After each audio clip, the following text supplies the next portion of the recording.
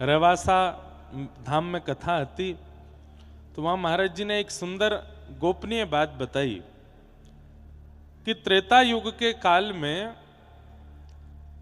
श्री सिया जी वंशी वादन करती हैं, वेणु बजाती हैं, और श्री राघव जी, श्री राम जी वो वीणा वादन करते हैं,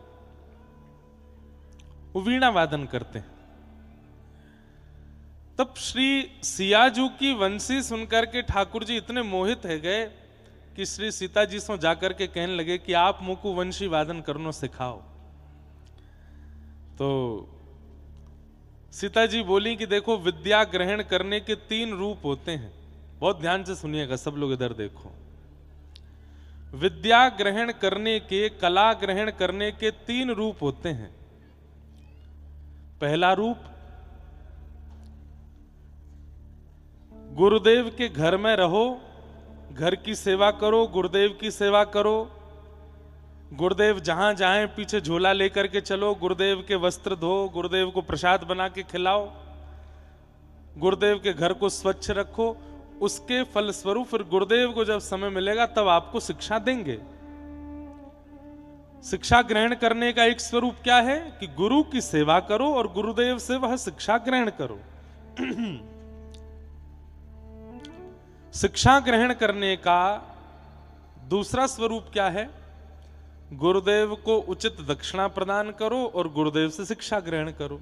जो आजकल होती है, पैसे दो, दक्षिणा दो, फीस भरो, पढ़ाई करो। आजकल तो यूनिवर्सिटी, कॉलेज, स्कूल, ट्यूशन में ऐसा भी होता है, जो बच्चा समय से पैसे नहीं देता तो टीचर मना कर देते हैं, हम तुमको नहीं पढ़ाएंगे, पैसे नहीं दे रहे हो। तो शिक्षा अध्ययन करने के, शिक्षा ग्रहण करने के 3 स्वरूपों में पहला है सेवा करो, शिक्षा ग्रहण करो। दूसरा है दक्षिणा दो, शिक्षा ग्रहण करो। और तीसरा है तुम्हें जो शिक्षा आती है, तुम्हें जो गुण आता है वो तुम सिखाओ, और उनको जो गुण आता है वो उनसे सीख लो।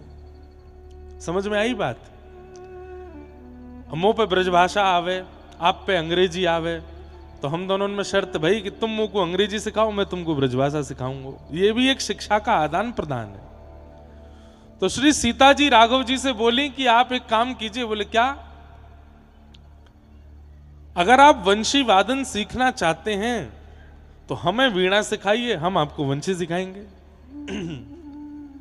तो कैसा स्वरूप है कि श्री राघव जी वीणा लेकर के सीता जी को शिक्षण देते हैं कि वीणा कैसे बजाई जाती है, और सीता जी फिर वेणु वादन सिखाती हैं राम जी को, ऐसे वेणु वादन करते हैं। जब दोनों ने शिक्षा ग्रहण कर ली, सीता जी ने वीणा सीख ली, ठाकुर जी ने वंशी सीख ली। इतने में ही त्रेता युग के विश्राम का समय आ गया। राम जी बोले, हे सियाजू, आपने हमसे वीणा सीखी है, बजा के तो दिखाओ। लोग वीणा जी आई गई हैं, एक बार व्यास मंच पे स्पर्श कराए तो वाह, जय हो।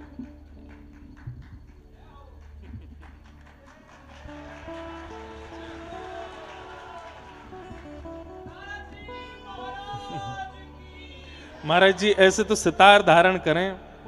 महाराज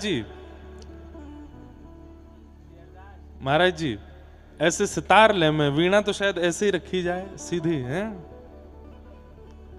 तो महाराज जी एक काम करो, या कथा की दक्षिणा मुझको वीणा सिखाई दियो।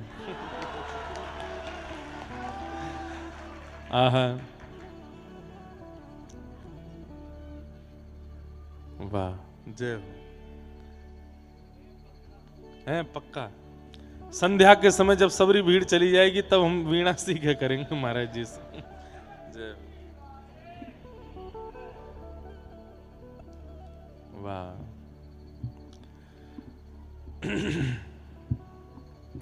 आशा भरी, जय हो। तो मैंने एक प्रसंग को पूरा करूं ने किधर ध्यान दियो सबरे। अब तो वीणा ही दिखेगी। हम सबका कंठ भी वीणा है। अगर इससे संसारी चर्चा हम करते हैं तो ये वीणा नहीं है, लेकिन इसी से जब श्री ठाकुर जी के युगल नाम को गान करें तो ये कंठ ही वीणा बन जाता है, और इस कंठ पर उच्चारित होने वाले जितने भी नाम हैं उनको झंकृत स्वयं ठाकुर जी करते हैं। तो त्रेता युग का विश्राम आया और राघव जी सियाजू से कह रहे हैं कि आपको मैंने वीणा बजानी सिखाई, आप मुझको सुनाओ। सियाजी बोली हमने भी आपको वेणु वादन सिखायो, आप भी हमको सुनाओ। लेकिन तभी त्रेता युग को विश्राम आयो, ठाकुर जी को अपनी लीला विश्राम करनी पड़ी। सो ठाकुर जी बोले हे सियाजू आप चिंता नहीं करियो, अब द्वापर में मैं कृष्ण बन के आऊंगो, आप श्री राधिका बन के आएंगी, वहां मैं आपको वंशी सुनाऊंगो, आप मुझको वीणा सुनाइयो। तो द्वापर में जो वीणा किशोरी जी बजाती हैं वो त्रेता में राम जी ने सिया जी को सिखाई है, और द्वापर में जो वेणु वाद्य ठाकुर जी करते हैं वो सिया जी ने सिखाई है राम जी को। द्वापर युग में तो ठाकुर जी वाको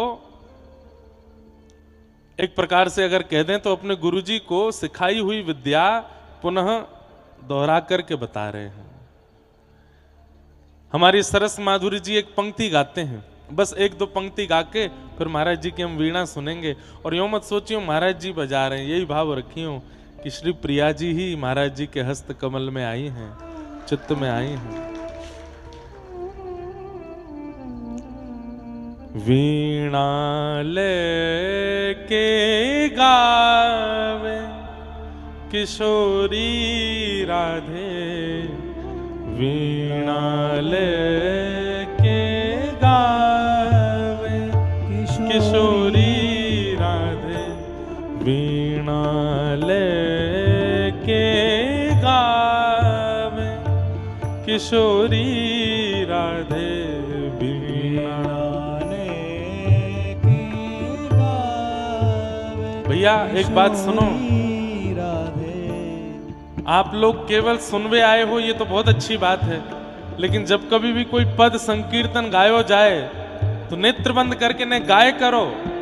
ये जटेरी धाम है, ये गावे की भूमि है, यहाँ श्री राधा हसन बिहारी सुनवे ही बैठे हैं, इनसे बढ़िया श्रोता कहीं नहीं मिलेगो। और स्वर को विचार मत करियो कि हम बेसुरे कंसुरे बेसुरे जैसे भी हैं, बस गाओ।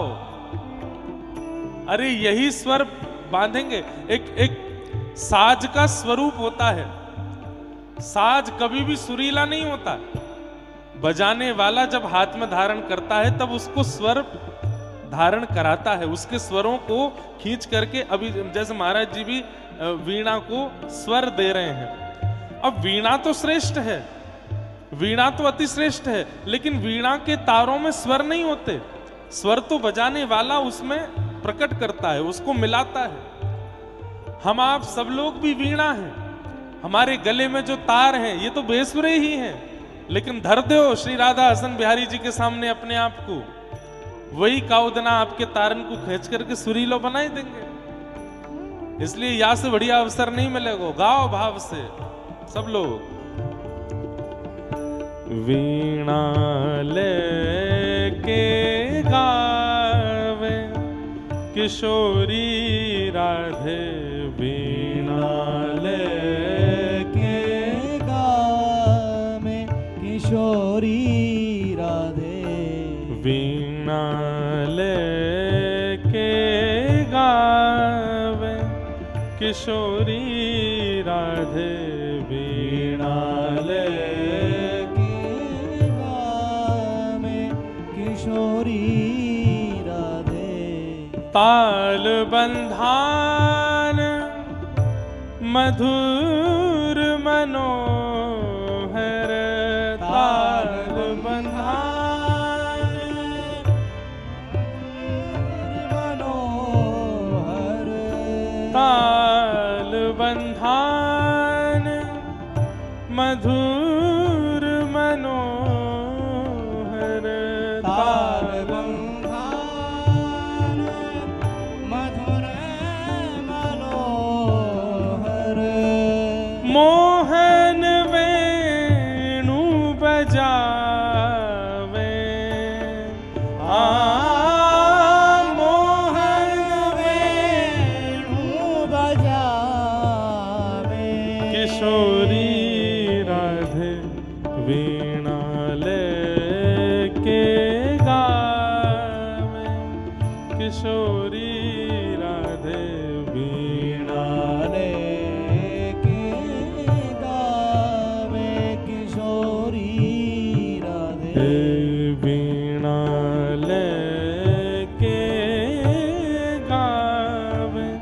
किशोरी राधे वीणा लेके गावे, वीणा लेके वीणा लेके गावे। श्री प्रिया जी वीणा वादन करती हैं, ठाकुर जी वंशी बजाते हैं, ललिता जी मृदंग बजाती हैं और बाकी सब सखियां नृत्य करती हैं। ऐसी श्री प्रिया जी को अति प्रिय वीणा महाराज जी आज धारण करके विराज रहे हैं। जटेरी धाम में श्री राधा हसन बिहारी ठाकुर जी जा वीणा को सुनकर के अति आनंदित हूं मैं। हम भी थोड़ी देर महाराज जी के भाव से श्रवण करें और फिर वाके बाद कथा रस में पुनः प्रवेश करेंगे। श्री कुंज बिहारी हरिदास। एक प्रतियोगिता हम सुनामे तो हैं कथा में कि एक बार ठाकुर जी में और श्री जी में प्रतियोगिता भई। लाल जी वंशी वादन करें और श्री प्रिया जी वीणा वादन करें। तो जब ठाकुर जी वेणु वादन करें तो श्री भागवत जी के युगल गीत में वर्णन आता है, बाम बाहु कृत बाम कपोलो वलगित भ्रू अधरार प्रत वेणुम। और वहां एक बहुत सुंदर एक श्लोक में गोपियां कहती हैं, बहुत ध्यान से सुनियो सब लोग, बहुत सुंदर है। हमको आज अभी तक तो यही लग रहा है कि हम अपने हरिदास परंपरा के वैष्णवन के चरित्र सुनाएंगे, ये भाव सुनाएंगे, पर मन में एक भाव आयो कि गोपियों ने जितने गीत गाए हैं श्रीमद् भागवत में, तो वेणु गीत, गोपी गीत, युगल गीत और भ्रमर गीत, ये मुख्य गीत हैं जो गोपियों के द्वारा गाए गए हैं। कौन कौन से? वेणु गीत, गोपी गीत, युगल गीत और भ्रमर गीत। ये 4 गीत हैं। 4 प्रकट गीत हैं और 4 अप्रकट गीत भी हैं। वैसे तो संपूर्ण सप्त गीत हैं भागवत में। तो कल से, आज से तो नहीं, पर कल से महाराज जी जो शेष गोपियों के जो 4 गीत हैं वो सुनाएंगे। कल वेणु गीत सुनाएंगे। गोपियां वेणु गीत में क्या गाती हैं और उस वेणु गीत का भाव कहीं भी, मुझे लगता है पिछले 2-2.5 वर्ष से हम कहीं कह नहीं पाए वेणु गीत, यहां सुनाएंगे। अब महाराज जी ने आज वीणा वादन करके समाधान कियो कौन से भाव मुख्य रूप से सुनाने हैं। तो युगल गीत में एक भाव कहते हैं, और क्या कहती हैं गोपियां, उस भाव का वर्णन करते हुए सब गोपियां कहती हैं, विविध गोप चरेणुषु विदग्धो वेणुवाद्य ऊर्धानिज शिक्षा तब सुतः सति यदादर बिंबे दत्त वेणुरनयत्य स्वर जाति सवनसस्तदुपधार्य सुरेशा सक्र सर्व परमेष्टि पुरोगा कवय आनत कंधर चेता कश्मलम ययुरनिश्चित तत्वात्। युगल गीत में गोपियां कह रही हैं, यशोदा मैया से जाकर के कह रही हैं, मैया तुम अपने लाला समझा लो। मैया बोली काईकू? बोले ऐसी वंशी बजावे, ऐसी वंशी बजावे वन में जाए के, या की वंशी को धुन सुन के हम खानो बनानो भूल जाएं, हम पे भोजन ना बनायो जावे, हमारो सबरो ध्यान वंशी में लग जाए। राम रस की जगह कभी कभी नमक की जगह बूरो डर जाए। पति फिर नाराज होवे, बोले काईकू? बोले मीठी दार बनाई है तेने, रोटी सेकवे के काजे जैसे ही धरें तभी या की वंशी बच जाए, पूरी रोटी पजर के राख है जाए, रोटी बने ही ना पामे, पूरा ध्यान हमारो वंशी पे चलो जाए। मैया बोली तो लाला तो यह बात कह दो। बोले हम कह चुकी हैं। बोले कन्हैया तुम वास समय वंशी मत बजाए करो, जा समय हमारो भोजन बनाने को समय होए करे। तो टेढ़ सो मुंह करके बोले, अब मुझे क्या पता तुम भोजन कब बनाओ, मैं तो बंशी बजाऊंगा। अब एक गोपी के यहाँ दोपहर में भोजन बने, एक गोपी के यहाँ संध्या में बने, एक के यहाँ रात्रि में बने। अब तुम सबन के यहाँ की चिंता करूंगा तो मैं बंशी कब बजाऊंगा? मैया वो ना माने, वो तो बंशी बजावे। यशोदा मैया बोली, तो फिर मेरे पास काहे को आई हो, यूं बताओ। बोले मैया अब लाला तो हम कछु कर ना सके, बाकी वंशी को कछु ना कर सके, पर हम वाके गुरु को पतो पूछ में आई है, कौन ने वंशी सिखाई लाला को? बोले क्यों, क्या करोगी? बोले वाए जाके जमुना जी में फेंक के आवेंगी। अरे वाने हमारो घर बर्बाद करवाए दियो या बंशी सिखाए करके। यशोदा मैया बोली, तो ठीक है मैं लाला ते मना कर दूंगी, कल ते बंशी ना बजावे को। तो गोपियां मना भी नहीं कर रही हैं, मना गोपियां कह रही ना ना मना मत करियो, हम यूं थोड़ी कह रही हैं बढ़िया ना लगे, बढ़िया तो लगे, सुख तो मिले, आनंद तो मिले, लेकिन मैया घर के काम ना है पामैया की बंशी के कारण। मैया चलो शिकायत की बात अलग है, तुम बस यूं बताओ याकू वंशी सिखाई कौन ने? तब यशोदा मैया कह रही हैं, वेणु वाद्य उर्धा निज शिक्षा। अब ये तो अंतरंग बात है, हम आप जानते हैं कि वंशी कौन ने सिखाई है, लेकिन अंतरंग बात कहा है? अंतरंग बात है कि वंशी श्री जी ने सिखाई है, लेकिन प्रकट रूप में यशोदा मैया ये जाने कि मेरो लाला स्वयं बंशी बजानो सीख गयो, निज शिक्षा। याकू कोई ने सिखाई नहीं है, खुद जाने। परंतु वास्तविकता यह है कि ये तो श्री प्रिया जी ने सिखाई है ठाकुर जी को। वेणु वाद्य उर्धा निज शिक्षा।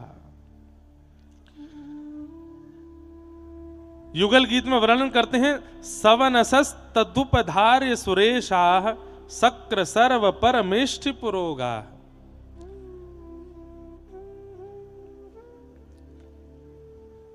अभी कौन सा राग चल रहा? आसावरी। आसावरी महाराज जी आसावरी और काफी को कछु में काफी बजा रहे। ये काफी राग होरी को राग है, होरी हमारे यहाँ यही में गाई जाए।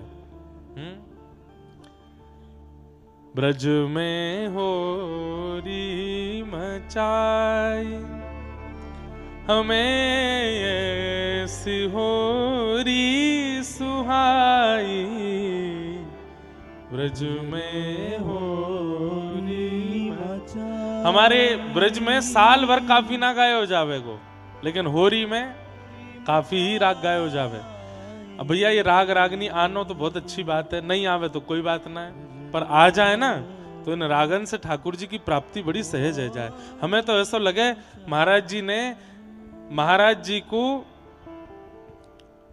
ठाकुर जी की प्राप्ति भई है जटेरी धाम में, और ये ठाकुर जी की प्राप्ति कैसे भई है? आप या को कहां मानोगे? महाराज जी तो वृंदावन में सेवा कर रहे श्री ठाकुर जी की, लेकिन यहां की प्राप्ति है वे को कारण कहा है? वहां वीणा बजाई तटिया स्थान में तो यहाँ के ठाकुर जी मचल गए, बोले ना यहाँ पे आओ यहाँ आके सुनाओ। यही तो भगवत प्राप्ति है। हमारे गिरधर लाल जी, हम तो अपने पिताजी की आज्ञा से कथा करें, सेवा श्रृंगार तो हमारो ज्यादा हमसे आवे नहीं, लेकिन कहां से अपने आप आए गए, यही तो भगवत प्राप्ति है। तो ये जटेरी धाम तो ठाकुर जी ने महाराज जी के संगीत सो सेवा सो प्रसन्न है के ही बुलाए हैं। बोले अब यहाँ आकर के या को उद्धार करो, या को उत्थान करो। और पिछले 2-3 वर्षों में कैसा उत्थान इस क्षेत्र का हुआ है सब देख ही रहे हैं। तो संगीत बहुत बड़ा माध्यम है भगवत प्राप्ति का। यशोदा मैया कह रही हैं, बोले मेरे लाला ने स्वयं सीखी है। तो यहां पर कह रहे हैं कि जब ठाकुर जी वंशी बजाते हैं ना महाराज जी, तो जैसे संध्या को राग बजे, रात्रि को राग बजे, दिन को राग बजे, सबके राग हैं। सुबह को राग भैरव है, भैरवी है, रात्रि को राग कौन सा है? आसावरी रात। आसावरी। शाम को, रात्रि को तो वो है बिहाग, ठाकुर जी जाए सुन के सो में। तो अगर ठाकुर जी सुबह को राग बजा रहे हैं संध्या में, तो सूर्य दोबारा उदय हो जाते हैं। क्यों? ठाकुर जी सुबह को राग बजा रहे हैं। और अगर ठाकुर जी भोर में रात्रि को राग बजा रहे हैं तो अभी अभी सूर्य उदय भयो तुरंत अस्ताचल को चलो जाएगो, चंद्रमा आवेगो। क्यों? ठाकुर जी रात्रि को राग बजा रहे हैं, सवनस राग बजाते हैं। मतलब सूर्य चंद्रमा बिल्कुल तैयारी कर लें, जैसे ही ठाकुर जी वेणु लेकर के अपने अधर पर धारण करें, सुई सूर्य चंद्र में लड़ाई है जाए, कौन सा राग बज रहा है। और केवल इतना ही नहीं, यहां पर वर्णन करते हुए कह रहे हैं, सक्र सर्व परमेष्टि पुरोगा कवय आनत किंदर चित्ता। सरस्वती जी और ब्रह्मा जी आकाश मार्ग में कान नीचे की ओर करके ध्यान से सुनते हैं ठाकुर जी की वंशी को, और सुनकर के नए नए रागों की रचना करते हैं। स्वयं संगीत की अधिष्ठात्री सरस्वती जी ठाकुर जी की वेणुवाद्य को सुनकर के रागों की रचना करती हैं। सोचो ठाकुर जी कैसी वंशी बजावे, सामान्य नहीं है। ठाकुर जी की वंशी वादन होते ही गैया चारा चरना भूल जाती है। बछड़ा बछिया जिनको दुनिया की कोई ताकत नहीं रोक सकती दूध पीने से, अपने मैया के थन में मुख लगा करके जैसे ही दूध पीना शुरू करते हैं, ठाकुर जी की वंशी सुनते ही वहीं रुक जाते हैं। गिरिराज जी के पर्वत पिघलने लग जाते हैं, आकाश में बादल स्तब्ध हो जाते हैं, सूर्य चंद्र अपनी गति भूल जाते हैं। सारे वृक्ष जो जड़वत खड़े थे सब नीचे की ओर झुक जाते हैं। अरे कहां तक कहें, यमुना जी का जल जो बह रहा है प्रवाहित, वो स्तब्ध हो जाता है, रुक जाता है। ब्यार बहना भूल जाती है, हवा चलना भूल जाती है, ठाकुर जी की वंशी सुन करके सब स्तब्ध हो जाते हैं। गोपियां वर्णन कर, कल वेणु गीत सुनाएंगे, बड़े पूरे भाव से सुनाएंगे। ठाकुर जी जब वंशी बजाते हैं तो व्रज की स्थिति क्या होती है। तो जब ठाकुर जी वंशी बजाते हैं तब क्या दिखता है कि आकाश मार्ग में खूब सारे विमान प्रकट हो जाते हैं। यहाँ इंद्र का विमान है, वो ब्रह्मा जी का विमान है, ये वरुण देव का विमान है, ये उनका विमान है, और सब विमान में बैठ करके अपने सपरिवार ठाकुर जी की वंशी सुनने आते हैं सारे देवता। एक दिन मधुमंगल श्रीदामा ने देख लिए, लाला तू जब बंशी बजावे तो हमने देखी है ये सोने सोने जैसे विमान चमके ऊपर थे, और ऊपर थे 4-4 भुजा वारे, 5-5 मोह वारे, सबरे देवता नीचे की ओर देखें। लाला तेने गोपीन को चित्तहरण कियो, गैयान को चित्तहरण कियो, अब तो तेरी बंशी ने देवतान को चित्तहरण कर लियो है। ठाकुर जी बोले हम बे लाला इनतने क्यों कह दे। बोले कहा इन्हें कछुदना ब्रजमंडल में आए करके हमारे ब्रज की ने सेवा कर जाएं, ये सबरे तेरी बंशी पे मोहित है गए। कछुदना काजे इन्हें ब्रजमंडल में बुला ले। बोले कहा करवावे को। बोले 2 हाथन ते पाम दबावे में आनंद नहीं आवे, 4-4 हाथन ते पाम दबावेंगे लाला, इन्हें बुला ले। और बोले हम माखन चोरी करके भाजें लाला, आगे ही दिखाई दे पीछे दिखाई ना दे, गोपी कहां ते आ जाए, या ब्रह्मा पीछे रखेंगे, चारों दिशा ते देखते रहेगो, यहाँ ते गोपी आ रही है, वहां ते बंदर आ रहे हैं, इन्हें बुला ले कछुदना, यहीं पे सेवा कर देंगे हमारी। हमने सुनी है वहां पे इंद्र पे ऐरावत हाथी है। बोले हाँ लाला। लाला फिर तो काम ही बहुत बढ़िया हो जाएगा। बोले कहा ऊंचे छीके पे मटकी टंगी भई है, एक के ऊपर एक चढ़ना ना पड़ेगा, वह हाथी ही ले जाए करेंगे गोपिन के घर में, वही मटकी उतार उतार के दे करेगो।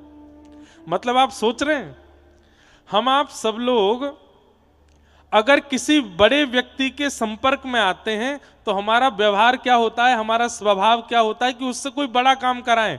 लेकिन इतने भोले हैं ब्रजवासी कि देवतान के संपर्क में आकर के भी करवाएंगे माखन चोरी ही, याते आगे जा नहीं रहे। ब्रह्मा जी ते 4 मुखंते ही दिखवाएंगे कि देखियो कहीं तो गोपी नहीं आ जाए, हम चोरी कर रहे हैं। लाला सबरे देवी देवता तेरे बंशी के सुनवे के काजे देख कैसे प्रकट है जाए आकाश में। एक दिना ललिता विशाखा मार्ग में मिल गई तो सबरे सखा बोले अरे तुम बड़ी इतराए करो, वह बरसाने वारी के संग में रह रहे करके खूब आकी जय जयकार करो, चवण उड़ाती चलो आगे पीछे, तुम्हें अभी पता ना है हमारे लाला के कौन कौन से संबंध हैं, कौन कौन से संपर्क हैं। बोले कौन ते संबंध है भैया, कौन ते संपर्क है? कहूं बता दे। चल तू मत पूछे, तू जानती हूं ना होगी उनके नाम। ललिता विशाखा बोली अरे काय को इतरा रहो, बता दे। बोले ब्रह्मा ना है, ब्रह्मा? बोले हाँ। 4 मोहवारो? बोले हाँ। ब्रह्माणी के साथ आवे लाला की वंशी सुनवे। वो इंद्र ना है, एरावत हाथीवारो? बोले हाँ। लोटो डोला लाला के पीछे। सबरे देवी देवता हाथ जोड़े खड़े रहे बाकी आगे। हमारे लाला जैसो संगीतकार या व्रजमंडल में कहा पूरे ब्रह्मांड में नहीं है। स्वयं सरस्वती कलम स्याही लेकर के आवे और लाला जब बंशी बजावे ना तो उन सबरे स्वरन को लिख ले अपने पास में। ललिता विशाखा बोली बस कर दे, और कितनी लंबी चौड़ी फेंकेगो? यो हुए त्यों हुए, यो करे त्यों करे। अरे तू तो कहेगी तुम्हारे बरसाने में कोई संगीत तो जाने ना है, या हमारे लाला ते चिढ़ के ऐसे बोल रही है। ललिता विशाखा बोली अभी तू जाने ना है, अभी सबने बंशी सुनी है, अभी हमारी प्रिया जी की वीणा ना सुनी तुम लोगों ने। ज्यादा ना सुन लोगे बंशी तोड़ के फेंक आओगे जमुना जी में, और पूरे दिन हमारी प्रिया जी के पीछे पीछे रहोगे। तो मधुमंगल श्रीदाम बोले तो लगी शर्त, एक दिन है जाए आमने सामनो, हमारो लाला वंशी बजावे, तुम्हारी प्रिया जी वीणा बजावे। बोले करो। सखान के, सहचरीन के, सखीन के सुख के लिए ही तो ठाकुर जी लीला करते हैं। श्री प्रिया प्रियतम की जितनी भी लीलाएं आप लोग सुनते हैं कथा में, ये लीला उनके मन की नहीं है। वे एक दूसरे के प्रति प्रतिस्पर्धा या एक दूसरे के प्रति, कल हम लोग सुन रहे थे स्वामी श्री हरदास जी से कही कि बताओ दोनों में बढ़िया नृत्य कौन ने कियो। ये प्रतिस्पर्धा, होड़ा होड़ी, ये प्रिया प्रियतम में आपस में ना होवे, ये तो मोय और आपको और उन सखीन को सुख देवे के काज ठाकुर जी करें। एक से एक पद हैं होड़ा होड़ी के। एक चौसर खेलवे को पद है, वहां में चौसर खेल रही हैं श्री प्रिया जी, और दाव पे कछु लगवाए हो जाए, और मुंह को पद याद आ जाएगा तो सुनाऊंगा। ठाकुर जी ने अपनी पीतांबरी पहले दाव पे रखी और श्री प्रिया जी चौसर में जीत गई, पीतांबरी प्रिया जी ने ले ली। सगी बोली अय लाला एक और बार खेल ले, एक और बार। बोले अब कहा लगाऊं दाव पे? बोले अब अपनी बंशी लगाए थे। बोले बंशी ना लगाऊंगा, मुकुट लगाऊंगा। बोले हाँ, मोर मुकुट लगाए थे। मोर मुकुट लगाया, सो प्रिया जी ने वो जीत लियो। अंत में आई बंशी। ठाकुर जी बोले मोह तो लगा शाम तक पूरा ही लुट जाऊंगा मैं। वास्तविकता क्या है? जो प्रिया जी जीतती जा रही हैं वो धारण करती जा रही हैं। पीतांबरी जीती तो पीतांबरी पहन ली, मोर मुकुट जीतो तो मोर मुकुट धारण कर लियो। अब सब सखी कह रही हैं हे प्रिया जी सुख तो तब मिले जब मोर मुकुट भी आ गए और पीतांबरी भी आ गई, न कर्म वंशी हो रहा जाए, या वंशी को रखवाओ दाव पे। अब वो पद बहुत सुंदर है, छलबल जीती श्यामा, अष्ट सखान को पद है, छलबल जीती श्यामा पर। कोई छल करके ललिता विशाखा ने ऐसी कोई कछु कियो कि श्री प्रिया जी वंशी जीत गए। और जैसे ही वंशी अपने कर कमल पर धारण करी, सबरी सखीन ने श्री प्रिया जी की जय जयकार करी। ठाकुर जी निकुंज से बाहर कर दिए। बोले कहा हो मोह बाहर का कर रहे हो? बोले मोर मुकुट ना है, कटकाचनी ना है, पीतांबरी ना है, वंशी ना है, तुम हमारे मदन मोहन ना हो, तुम हमारे श्याम सुंदर ना हो, चलो जाओ बाहर रहो। अब ठाकुर जी डोल रहे निकुंज के बाहर, कैसे भीतर जाए के अपनी वंशी लेकर के आऊं। जा वंशी मोरे प्राण बसत हैं, सो वंशी लीन चुराई, अब राधे रानी दे डारो वंशी मोरी। तो श्री प्रिया जी और ठाकुर जी में होड़ा होड़ी है रही है। आज ठाकुर जी वंशी बजा रहे हैं और सामने वीणा लेकर के श्री प्रिया जी विराज रही हैं। तभी ठाकुर जी ने जैसे वेणु वादन करना शुरू किया, आकाश मंडल में सबरे देवता प्रकट है गए। मधुमंगल श्री राम बोले ए ललिता देख ऊपर, देख वो रो ब्रह्मा, देख वो रो इंद्र, अरे देख वो वरुण देव है, वो देख वो वारो देवता, ये वो देवता। आकाश में सबरे देवता प्रकट है गए महाराज, जय जयकार करने लगे सबरे। अपने आप ही पुष्प तोड़ के ले आए बनंते लाला के ऊपर उछाले सबरे। ग्वाल बाल हमारे लाला की जय हो, नंद के लाला की जय हो, जय जयकार करें। ललिता विशाखा आदि सब सखी बोली है गयो? बोले हाँ है गयो। बोले अब हमारी प्रिया जी वीणा बजाएंगी। सब लोग इधर देखो, ध्यान से सुनो कथा। जैसे ही प्रिया जी ने अपने हाथ में वीणा धारण करी है और वीणा धारण करके एक झनकार मारी, एक झनकार हेते ही महाराज आकाश को भेदन है गयो। और भेदन हेते ही जो देवी देवता आकाश में खड़े है करके सुन रहे, वे सब अपने विमान से नीचे लुढ़क करके पृथ्वी पर आए करके खड़े है गए। सबने आकर के श्री प्रिया जी के चरणन में नतमस्तक है गए, नाक रिगड़न लगे, सरस्वती नृत्य करने लगी, श्री ब्रह्मा जी जय जयकार करने लगे। अरे यहाँ तो ग्वाल बालन ने पुष्प वर्षण कियो, आकाश में गंधर्व प्रकट है गए, श्री प्रिया जी के ऊपर पुष्प वर्षा करने लगे। अरे अभी वीणा बजाई नहीं है, केवल एक उंगली से झंकार मारी है, तब ये हाल है गयो। और की तो छोड़ो, सामने एक शिला पर बैठे बैठे ठाकुर जी भी नतमस्तक है के नीचे हाथ जोड़ करके बैठ गए। जय हो श्यामा जी की जय हो, प्रिया जी की जय हो। ललिता विशाखा बोली कहां रे मधुमंगल, कहां को दुबक गयो जाके? अरे ना यहीं थाड़ा हूं प्रिया जी के चरणन में। बोले बता, अभी तो एक ही स्वर लगायो है, पूरी वीणा सुनेगो? एक स्वर लगबे पे तो 33 कोटि देवता नीचे आए गए।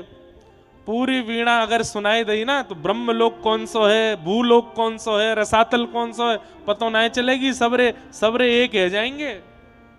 ये हमारी प्रिया जी है, ये हमारी लाडली जी है।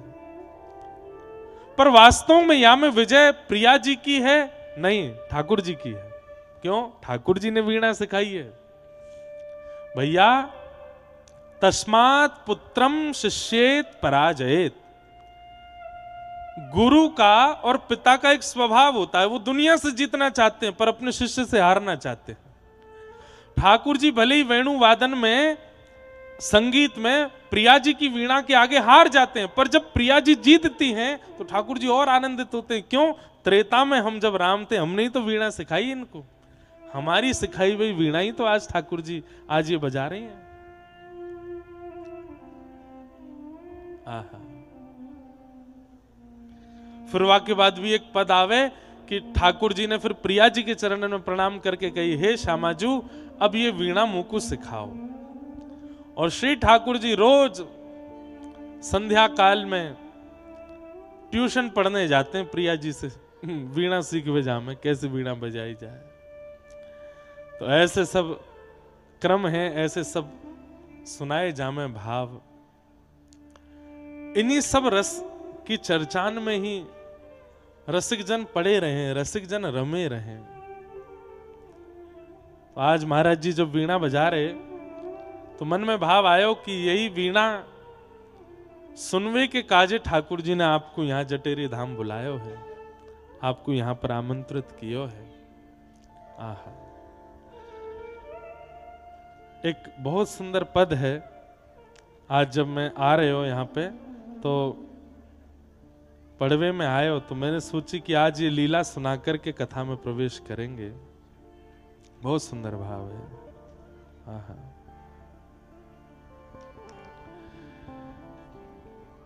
कल रात्रि में ब्याहुला भयो और वह ब्याहुला में गठ जोड़ो कियो ठाकुर जी को।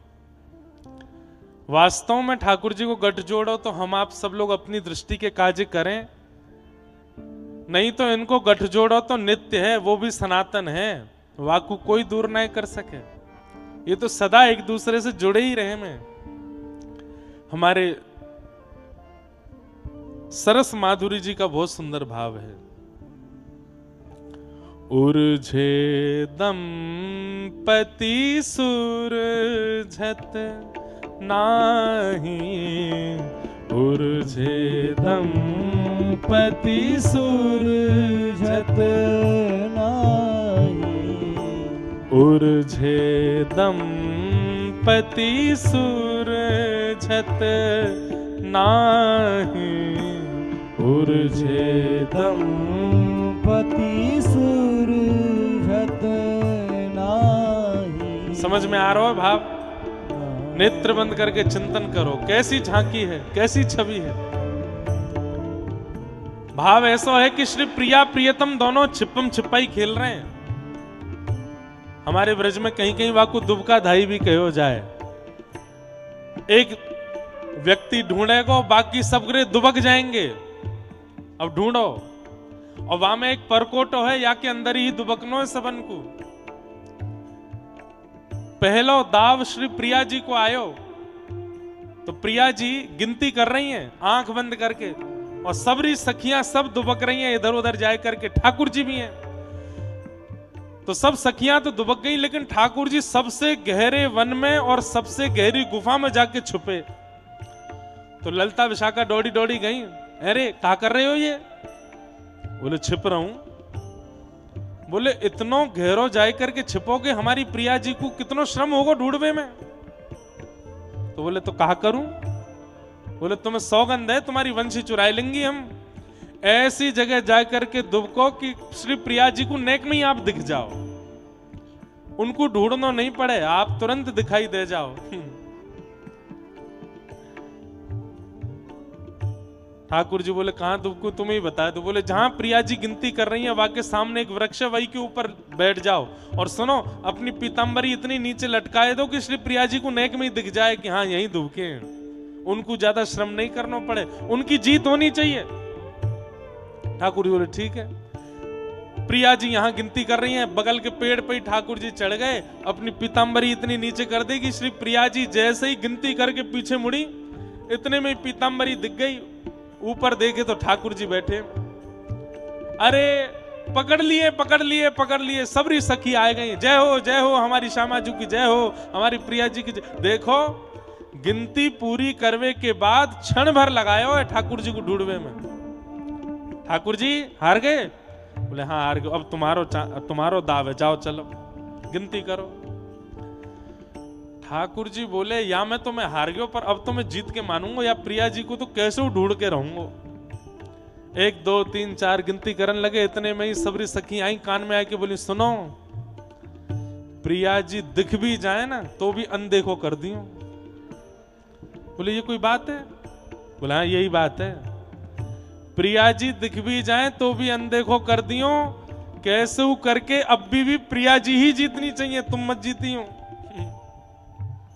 नहीं तो देख लियो वंशी चली जाएगी तुम्हारी। और वंशी तो बहानो है, ठाकुर जी को इतनी प्रिय थोड़ी है, प्रिया जी से प्रिय थोड़ी है। सब सखीन ने ठाकुर जी से कह दी प्रिया जी को अनदेखो कर दियो। 1 2 3 4 10 तक गिनती गिनी। प्रिया जी एक पहाड़ी के ऊपर एक वृक्ष के पीछे जाके छुपी, ज्यादा दूर नहीं गई। उनके भी मन में है कि श्याम सुंदर को ज्यादा श्रमित नहीं होना पड़े, मुंह को नेक में ढूंढ लें। ठाकुर जी जैसे ही गिनती करके निकले हैं, तो जहां प्रिया जी दुबकी हैं वहीं ठाकुर जी जा रहे हैं। तो जैसे ही जान लगे तो प्रिया जी को जो घेरदार लहंगा है, प्रिया जी की जो ओढ़नी है, वो वृक्ष के एक किनारे से दिखाई दे गई ठाकुर जी को। जैसे ही दिखी ठाकुर जी को, सोई ठाकुर जी ने अपनी दिशा बदल ली। बोले यहाँ प्रिया जी खड़ी, यहाँ ना जानो। अरे श्यामा जू तुम कहाँ चली गई? अरे प्रिया जू कहाँ चली गई? मैं तो थक गयो, मिले ही नहीं। तो प्रिया जी को लगी कि बेचारे बहुत थक गए हैं, मैंने एक और बाहर आ जाऊं तो इनको दिख जाऊंगी।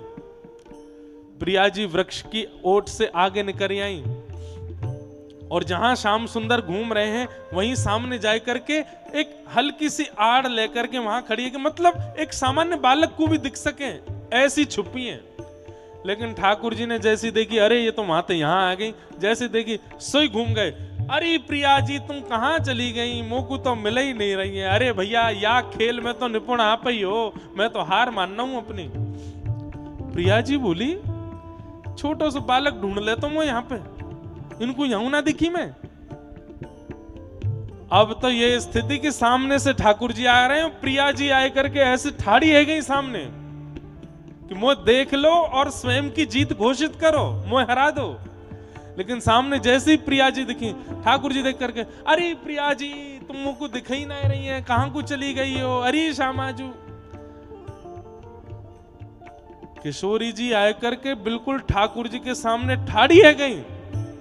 अरे मैं यहां ठाड़ी हूं, है कहां ठाड़ी, आवाज तो आई दिखाई ना दे रही मुझको दिख नहीं रही। अरे प्रिया जी तुम ही जीती हो, मैं तो हार गयो।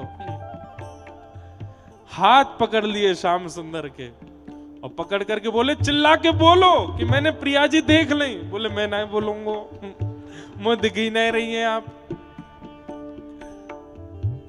तभी एक सघन वन के बीच से प्रिया जी लेके जा रही है ललिता विशाखा के पास, और वहीं दोनों के ठाकुर जी की पीतांबरी और श्री प्रिया जी की नीलांबर दोनों इरज गई हैं, आपस में भी इरज गई हैं, और सघन कुंज के एक घने कुंज के कांटे में भी इरज गई हैं। खूब प्रयास कर रहे हैं दोनों, लेकिन वहां से सूरज नहीं पा रहे हैं। ललिता विशाखा दूर से या झांकी को देख रही हैं। विशाखा जी के मन में आई, अरे ललिता जल्दी चल, दोनों उनकी पीतांबरी फंस गई है, उनकी नीलांबर यहाँ को पीतांबर फंस गयो, जाए के सुरझाए दें। तो ललिता जी कह रही हैं, उलझे ही रहने दो, देखन दो, जितनी देर उलझे रहेंगे ये दोनों प्रिया प्रियतम ऐसे ही एक दूसरे में उलझे रहे, वही तो हमारा सुख है।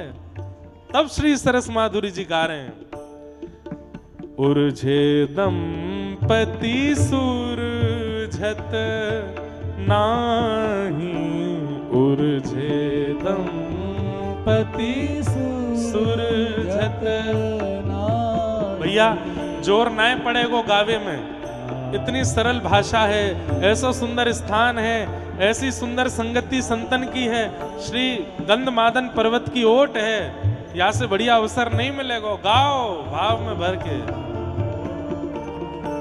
उलझे दंपति सुरझत नाही, उलझे दंपति सुरझत नाही, परम प्रेम की उलझन उलझे, परम प्रेम की उलझन उलझे, परम प्रेम की उलझन उलझे, परम प्रेम की उलझन उलझे, सूरज न जानत उलझत जाई, सूरज न जाई, जितनों सुलझा रहे हैं उतने ज्यादा उलझते जा रहे हैं।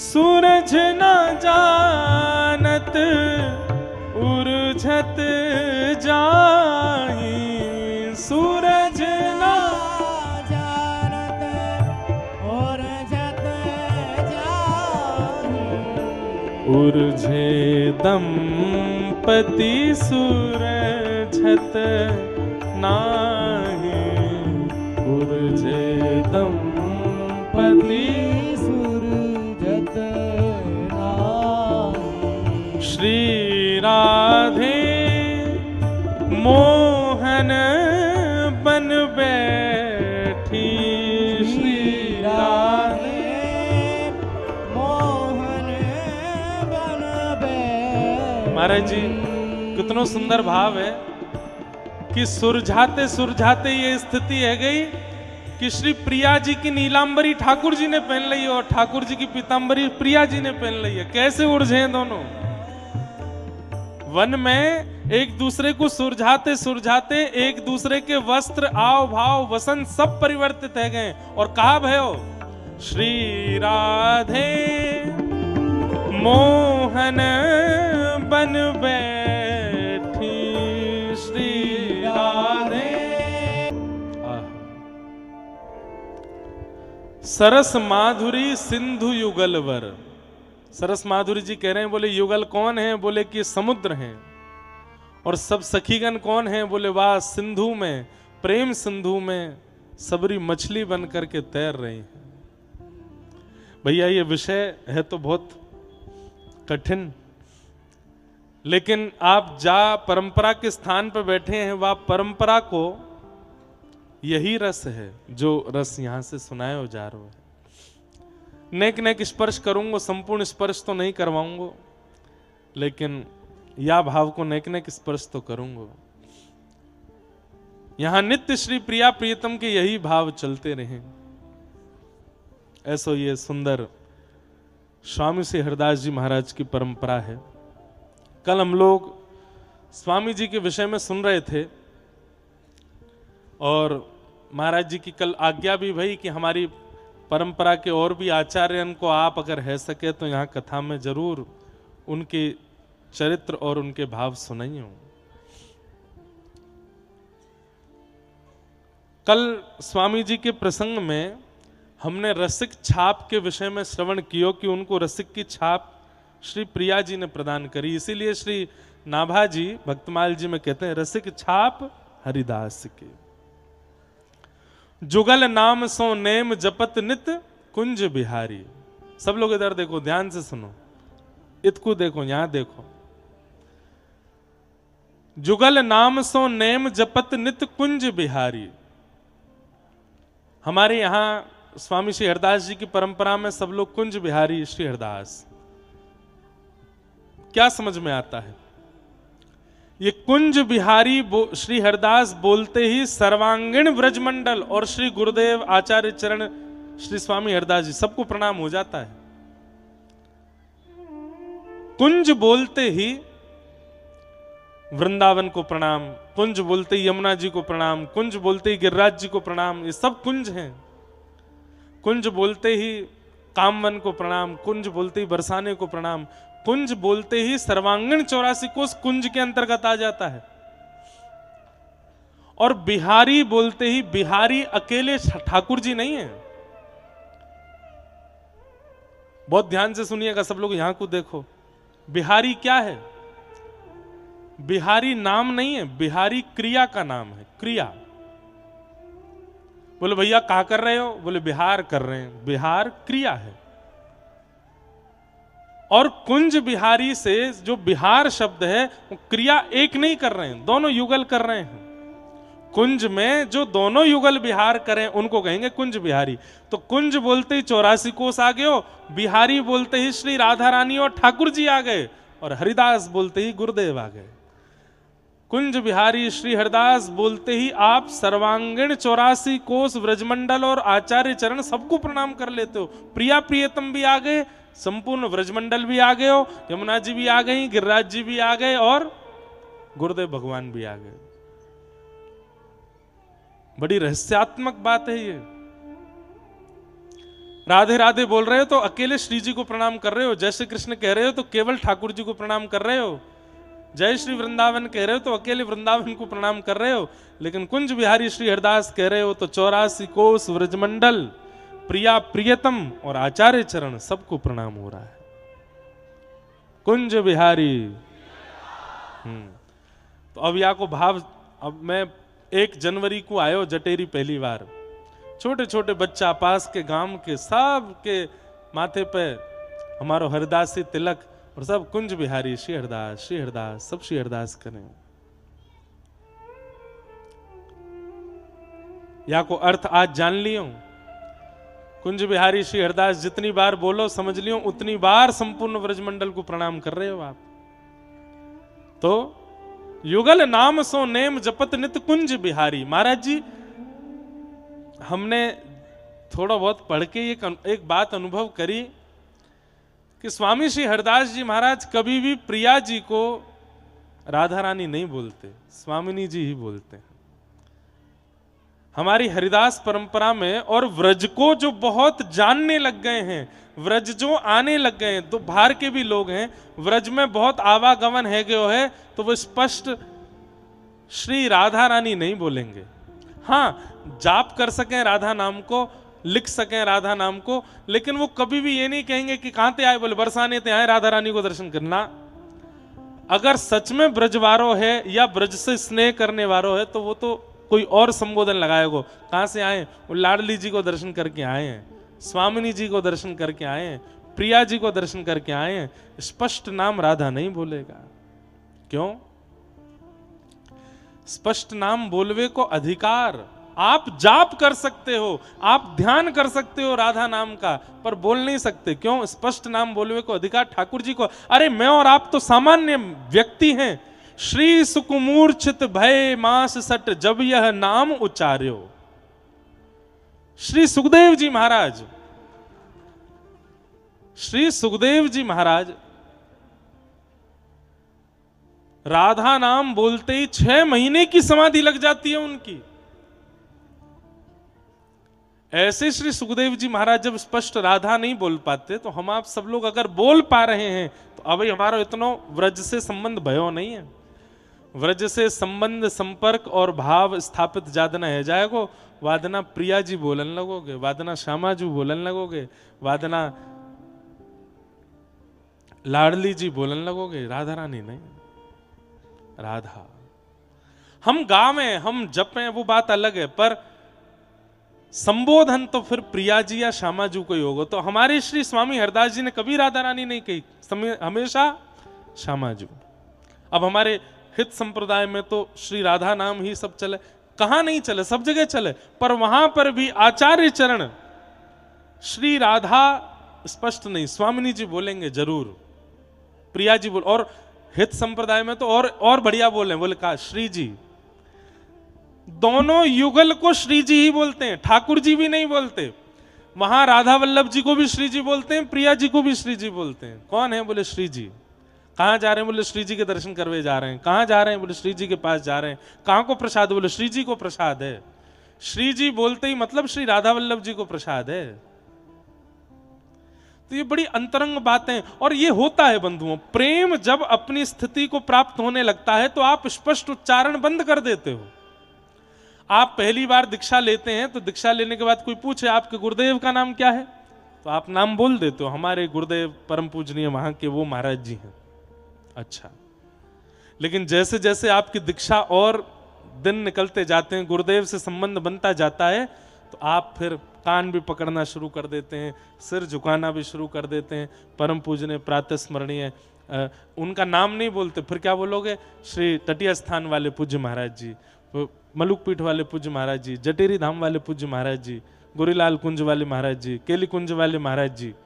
आप स्थान से उनका नाम बोलने लगते हैं। इसका मतलब क्या है? स्पष्ट नाम उच्चारण। अत्यंत प्रेमी व्यक्ति स्पष्ट नाम उच्चारण नहीं करता, और यह शास्त्रीय बात भी है। पत्नी का नाम, पति का नाम, पत्नी का नाम उच्चारण ब्याह के कुछ दिन बाद तो हो सकता है आप करो, कुछ दिन तक, पर उसके बाद आप संबोधन में कुछ और बोलने लगोगे। या तो बेटे के नाम से उसकी मम्मी सुनो, या फिर कोई और भाव से बुलाने लगोगे। इसलिए पत्नी का नाम स्पष्ट उच्चारण नहीं करना चाहिए, शास्त्रीय बात है। पत्नी को पति का नाम स्पष्ट उच्चारण नहीं करना चाहिए। तीसरा कहते हैं स्वनाम, अपना नाम भी बार बार नहीं बोलना चाहिए। अपने नाम का उच्चारण भी बहुत नहीं करना चाहिए। स्वनाम उच्चारण नहीं करना चाहिए। इसलिए हमारे संत जनों से सीखो। हमारे व्रजमंडल में बोलेंगे कि दास को निमंत्रण मिल गया, दास जल्दी योजना बनाएगा, ऐसे व्रज के लोग बोलते हैं, वृंदावन के। अपने आप को दास बोलेंगे। तो जैसे महाराज जी को फोन आया, हाँ भैया कब तक आ रहे हो? मैंने कहा महाराज जी दास इतने बजे तक पहुंच जाएगा। अपना नाम नहीं, दास बोलेंगे। और वहीं अयोध्या के लोगों से आप मिलोगे, चित्रकूट अयोध्या के, तो वो कैसे बोलते हैं? अपने राम को बहुत तेज भूख लगी है, नेक कछु पाएंगे, अपने राम प्यासे हैं, अपने राम सोनो चामे, अपने राम कहीं जानो चामे, अपने राम वहां से आएंगे। मैं शब्द का प्रयोग भी नहीं करते हैं अत्यंत रसिक जन लोग। मैंने वासे कही, मैं वहां गयो, मैं वहां ते आयो ना, दास वहां गयो, दास वहां ते आयो। अपने राम वहां गए, अपने राम वहां से आए, अपने श्याम वहां गए, अपने श्याम वहां से आए, ऐसा भाव रखते हैं। तो पत्नी का नाम, पति का नाम, स्वनाम और गुरुदेव का नाम और बड़े पुत्र का नाम, ये उच्चारण करने के लिए शास्त्रों में निषेध बताया गया है। और होता क्या है? गुरु के प्रति अपराध लगता है नाम बोलने से, भजन घटता है। अपना नाम बोलने से अहम बढ़ता है। पत्नी का या पति का नाम बोलने से और पुत्र का नाम बोलने से आयु क्षीण होती है, उनकी आयु घटती है। इसलिए ये नाम उच्चारण नहीं करने चाहिए। हमारा प्रिया जी से इतना स्नेह है, हमारा श्री किशोरी जी से इतना भाव है, हम स्पष्ट नाम कैसे बोल सकते हैं? और स्पष्ट नाम बोलने का अधिकार ठाकुर जी का है। हम तो श्री प्रिया जी, हम तो श्री किशोरी जी ऐसे, हाँ कीर्तन में गाओ, भजन में गाओ, नाम में जपो, पर जब किसी से चर्चा करो तो प्रिया जी कहो या स्वामिनी जी कहो। युगल नाम सोनेम जपत नित कुंज बिहारी। स्वामी जी नित्य कुंज बिहारी यही जपते रहते हैं, यही भजते रहते हैं, और कुछ नहीं। अवलोकत रहे केली सखी सुख के अधिकारी। और नित्य क्या करते हैं? श्री प्रिया प्रियतम की केली का ही चिंतन करते हैं। कल हम लोग अनुभव कर रहे थे, नित्य प्रिया प्रियतम की केली का ही चिंतन करते रहते हैं। एक बड़ी प्रसिद्ध कथा है, आप सबने पता नहीं सुनी कि नहीं। एक बार एक बहुत बड़ा व्यक्ति लाहौर का खूब महंगा वाला इत्र लेकर के आया और उसके मन में भाव था कि मैं श्री बिहारी जी प्रकट हुए वृंदावन में, उनको अर्पित करूंगा। इत्र इतना सुगंधित था कि लाहौर से वृंदावन तक जब वो इत्र लेकर के आ रहा था, जिस जिस नगर से निकला उसके आसपास के क्षेत्रों तक उसकी सुगंधी फैलने लगी। सुगंधी के कारण लोग बाग जाके पूछने लगे, भैया ये इतनी सुगंधी आ रही है, क्या है? बोले वृंदावन में बिहारी जी प्रकट हुए, उनके लिए इत्र लेके जा रहा हूं। ऐसा अद्भुत इत्र। निधिवन राज में पहुंचे तो वहां सेवकों ने बताया, ठाकुर जी तो अभी राजभोग आरोग रहे हैं, तुम यमुना तट पर चले जाओ, वहां स्वामी श्री हरदास जी को पहले प्रणाम करके आओ।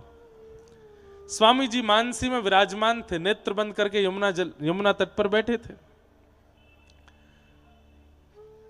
भक्त ने जाय करके प्रणाम कियो। स्वामी जी मानसी में चिंतन कर रहे हैं, नित्य केली का चिंतन। आज प्रिया प्रियतम क्या विहार कर रहे हैं, क्या विचार कर रहे हैं। बंधुओं एक बात और सुनो, वैसे तो यहां ज्यादातर लोग ऐसे नहीं बैठे जो मानसी करते होंगे, लेकिन फिर भी मानसी दो चार लोग जो करते हैं या जो लोग लाइव सुन रहे हैं, मानसी अगर करते हैं तो मानसी में एक बात का बहुत विचार कीजिएगा। मानसी क्या होती है?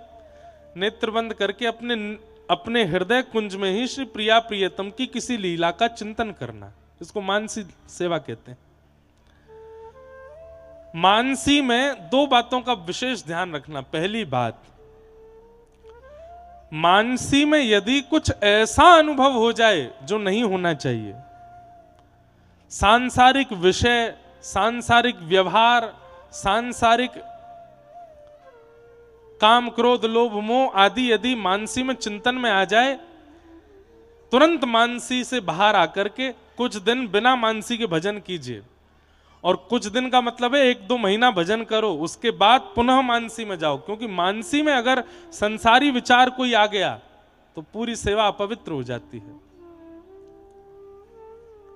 दूसरी बात, मानसी में जब भी जाओ पहले अपने गुरुदेव का स्मरण करो और गुरुदेव के सहित ही मानसी में प्रवेश करो। गुरुदेव के बिना यदि मानसी में गए तो अपराध बनेगा। स्वामी जी मानसी में विराजमान थे और तभी वह भक्त ने जाकर के इत्र रख दिया सामने। इत्र की सुगंधी से शायद स्वामी श्री हरदास जी के नेत्र खुले, लेकिन थोड़ी देर तक चिंतन करने के बाद जब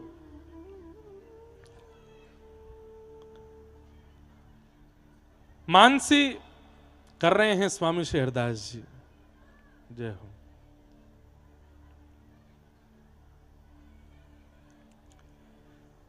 वह भक्त ने जाकर के इत्र रख दी और मन में भाव ये रखो कि इत्र की सुगंधी आवेगी तो ये नेत्र खोल करके पूछेंगे, भैया इत्र कौन लायो, इत्र कौन लेके आयो। लेकिन स्वामी जी तो अद्भुत मानसी में बैठे थे।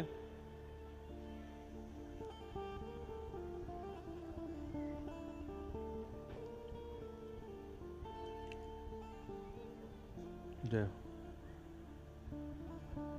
जय हो महाराज। धन्यवाद।